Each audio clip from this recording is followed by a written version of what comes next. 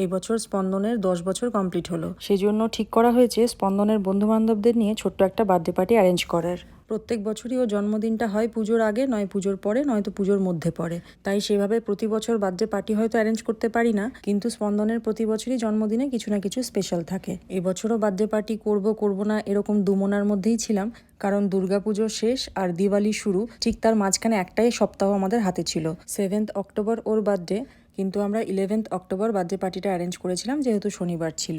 এবার দিওয়ালির সময় ওর বন্ধুবান্ধবরা সব দেশে চলে যাবে, তাই তাদেরকে আর পাওয়া যাবে না, আর দিওয়ালির পরে করতে গেলে অনেকটাই লেট হয়ে যেত।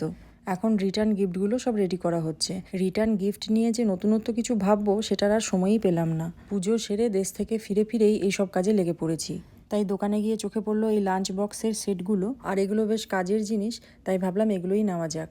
স্পন্দন তো খুবই এক্সাইটেড যে ওর বার্থডে পার্টি হচ্ছে বলে, তাই ও এখন ওর বাবার সঙ্গে হাতে হাত মিলিয়ে ওর বন্ধুদের জন্য রিটার্ন গিফটগুলো রেডি করছে।